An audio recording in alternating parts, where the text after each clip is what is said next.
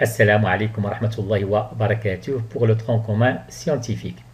Alors, l'étude statistique des espèces végétales.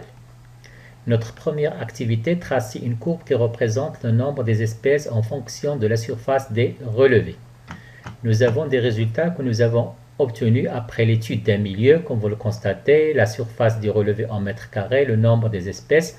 Sur 1 mètre carré, on a retrouvé 15 espèces, 2 mètres carrés 48, 8 mètres carrés 65, 16 mètres carrés 71 espèces et aussi sur 32 mètres carrés, on a retrouvé aussi 71 espèces. Donc l'aire minimale d'étude de ce milieu-là, vous vous souvenez je pense, elle est de 16 mètres carrés. Puisque sur 16 mètres carrés, une surface de 16 mètres carrés, on a retrouvé 71 espèces, c'est-à-dire le nombre total des espèces qui vivent bien sûr sur ce milieu-là.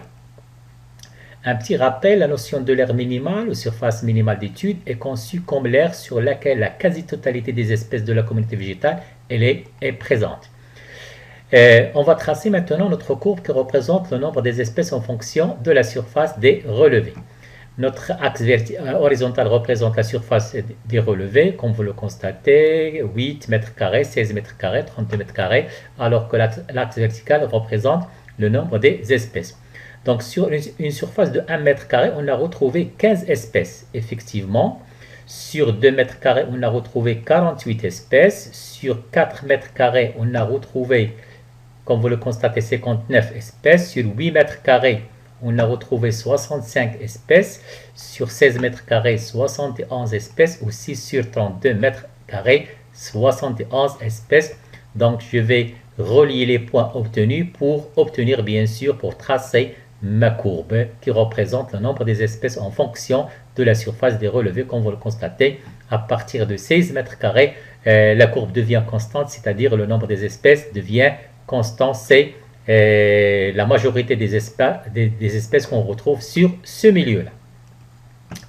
Exploitation des résultats du relevé. Étant donné que les relevés obtenus ne peuvent pas à elles seules caractériser un milieu d'étude, il est indispensable de chiffrer ces résultats pour déterminer l'importance de chaque espèce présente dans la station en question. Pour cette raison, plusieurs coefficients sont mis en valeur. Activité 2, définir l'abondance, la dominance et le coefficient abondance-dominance. Alors, pour le cas de l'abondance, il s'agit du nombre, le nombre d'individus de l'espèce présente dans tous les relevés ou sur une surface de référence. Alors que la dominance, ou on appelle aussi le recouvrement, c'est la surface. L'abondance, c'est le nombre d'individus, alors que la dominance, c'est la surface recouverte par l'ensemble des individus d'une même espèce. Par contre, le coefficient d'abondance-dominance, il s'agit d'une association des deux critères, l'abondance et la dominance. Par son estimation, on utilise ce qu'on appelle l'échelle de Brown-Blanquet. Alors, cette échelle-là, elle est constituée de 6 cas, comme vous le constatez, découvrant ces 6 cas. Le premier cas, comme vous le constatez, il s'agit d'une abondance et dominance faible, une seule plante ou deux seulement. Alors que le deuxième cas, c'est une abondance faible ou moyenne et dominance faible, moins de 5%. Troisième cas, abondance élevée et dominance comprise entre 5% et 25%. Alors que le quatrième cas, quelle que soit l'abondance, la dominance est comprise entre 25% et 50%. Cinquième cas, quelle que soit l'abondance, la dominance est comprise entre, dans ce cas-là, 50% et 75%. Et enfin, sixième cas, la dominance est supérieure à 75%.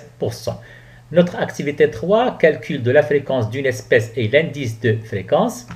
Pour le cas de la fréquence d'une espèce, il s'exprime en pourcentage. Il reflète le degré de la relation entre l'espèce et son biotope et on la calcule selon la formule suivante.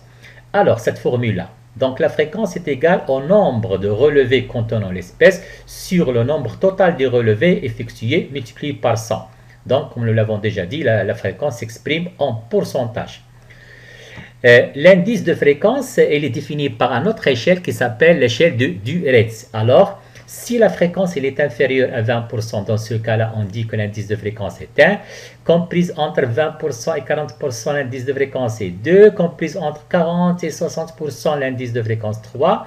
60 et 80%, l'indice de fréquence 4. Et enfin, si la fréquence est comprise entre 80% et 100%, dans ce cas-là, on dit que l'indice de fréquence, elle est de 5. Activité 4, tracer un histogramme et la courbe de fréquence. Alors, afin de vérifier l'homogénéité d'un milieu donné, on se base sur l'histogramme et la courbe de fréquence. Et en se référant au nombre d'espèces végétales pour chaque indice de fréquence selon les figures suivantes. Alors, nous avons deux cas. Si dans le premier cas, la courbe de fréquence est dite unimodale. Pourquoi? Parce qu'on constate qu'il s'agit d'un seul mode, un seul pic.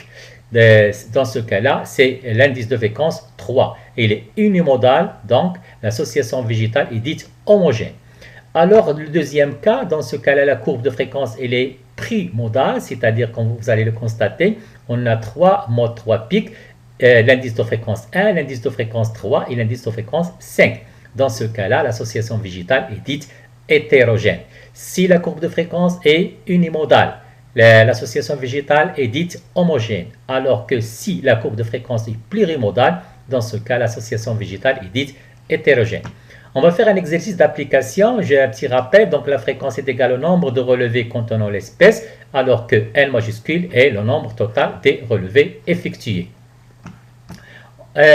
Cet exemple, comme je l'ai déjà dit, nous avons des résultats obtenus de 6 relevés, comme vous le constatez, obtenus sur un milieu quelconque. Donc, pour le cas, je vais prendre comme exemple la fougère.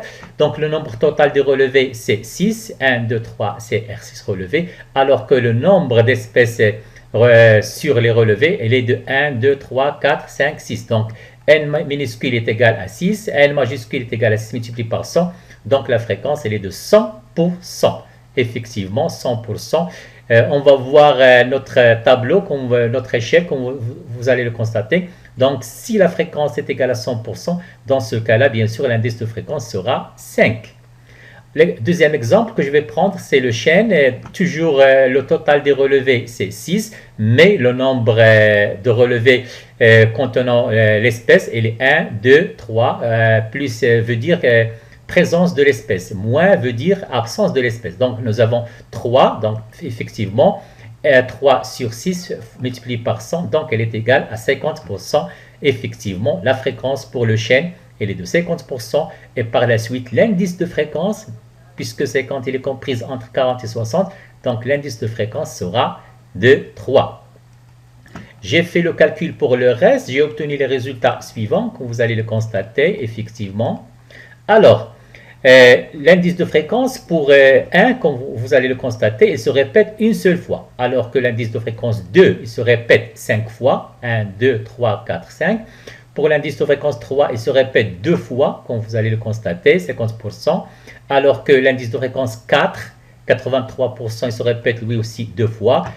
Par contre, l'indice de fréquence 5, il se répète une seule fois. Donc, pour tracer bien sûr mon histogramme, je vais bien sûr me référer au nombre total comme vous l'avez constaté. C'est-à-dire dans ce cas-là, je vais prendre 5 comme maximum, comme nombre maximum. Alors, mon axe horizontal, c'est l'indice de fréquence. Axe vertical, c'est le nombre d'espèces, comme je l'ai déjà dit, je vais prendre comme maximum, c'est 5. Alors, pour l'indice de fréquence 1, on a retrouvé le nombre 1, comme on l'a déjà vu. Pour l'indice de fréquence 2, c'est 5. L'indice de fréquence 3, c'est 2. L'indice de fréquence 4, c'est aussi 2. Alors que l'indice de fréquence 5, il est lui aussi de 1. Bien sûr, je vais relier, j'obtiens mon histogramme. Pour obtenir ma courbe, bien sûr, je vais, comme vous allez le constater, bien sûr, je vais tracer ma courbe et j'obtiens ma courbe, bien sûr, de fréquence. Dans ce cas-là, ma courbe, elle est unimodale, donc mon milieu, il est homogène. Merci.